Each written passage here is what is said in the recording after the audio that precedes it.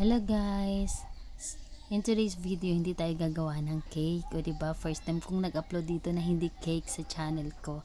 Pero same related pa rin siya, no? Sweets pa rin siya. Dahil hindi tayo busy today, gagawa tayo ngayon ng mango float. So yung ginamit ko nga pala dyan is 3 pieces na APC, 1 ibap, tsaka isang cream densada. Tapos 2 biscuits, tapos isang powder. So after nun, gumamit ako dyan ng hand mixer. Pag wala naman hand mixer, okay lang din naman. Arte-arte lang naman to. Hindi. Gusto ko kasi ma-mix talaga siya. Tapos para madali siya. Pag na-chilled mo na kasi mas madali siya pag minix mo ng ganon. Parang nagdo-double volume din siya. Pero pag wala, ayos lang. Haluin nyo lang ng kung anong meron kayo dyan. So, hindi ko na na-videoan yung paano ko nilagay kasi akala ko naon hindi pala. So, yung paggawa ng graham at saka cake, parang paro lang sila sweets pero hindi parang may pagka-difference talaga kasi sa graham pwede mo lang siyang i-arrange na gusto mo, pwede mo rin siyang lagyan, pwede mo i-add kung ayon sa panlasa mo.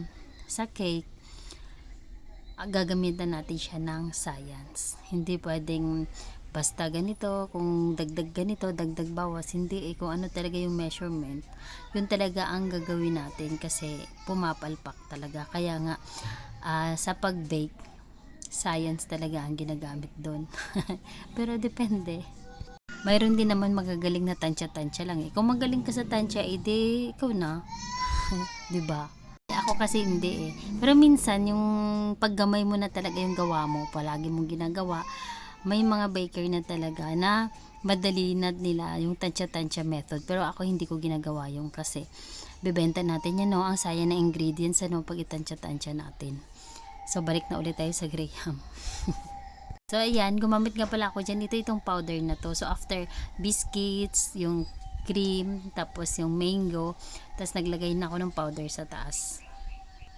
Tapos, ayan, durog-durog na, 'di ba? So hindi naman talaga required na pantay eh.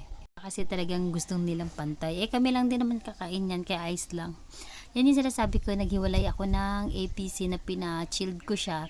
Tapos, ginamit ako ng mixer kaya nagdo-double, double volume siya. Siya masyado tong creamy, hindi siya matamis, creamy lang siya kasi ayaw nila na matamis dito sa bahay. So, ayan now.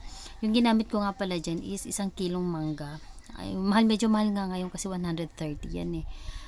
Dapat nga kasi sa panahon ngayon tagmangga, nabibili mo lang yung mango is 80, 50, ganun. Pero overripe na yun Pero pag hindi naman season ng mangga, yung 130 na kilo is pinakamura na yun.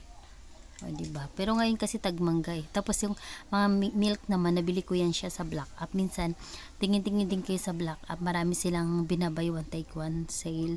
Tapos, kaya lang minsan yearly expiry. Pero pwede na yan, 2 to 3 months. Pwede na rin, no? Kukonsume yun na lang agad. O, diba? Malaking tipid na rin yun. Tapos, kaya, madami akong ginamit dyan na milk. Kasi mayaman kami ngayon sa milk. Madami kaming nabili na sale doon sa Black App. Minsan check din kayo doon.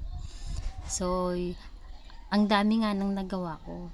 Pero hindi nabuti ng 1 linggo, ilang araw. Ubos agad yan. Kasi masarap eh. Favorite nila kasi dito sa bahay ang mango float. Di rin naman namin to ibebenta kaya walang tipid-tipid dito sa ingredients. One time, big time talaga to. Lagi nga akong gumagawa nito. Ngayon ko lang talaga siya naisipan i-video. Kasi wala akong akong gawa ngayong araw na to, hindi kami busy ko. Kaya may time ako ngayon mag-video ko, no. Ayan na, wala na. Naubusan ako ng mangga dyan. Kasi marami na yan eh. Ilang patong yata yan? Mga 5 patong na yan. Itong lagayan na to, dito talaga ako gumagawa. Kasi marami akong nagagawa dito.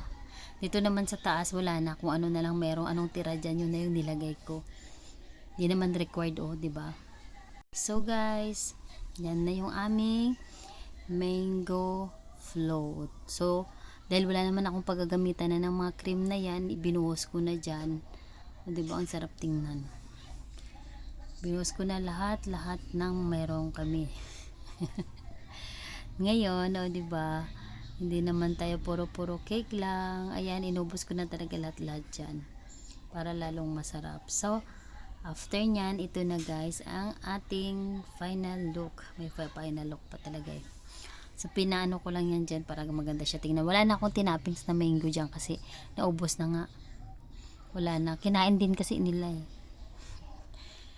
Tapos ito na ang ating mango float. Creamy. So ito na siya guys. Tapos na, wala nga lang topping. So kinabukasan, ito na siya. Sarap. Thank you for watching.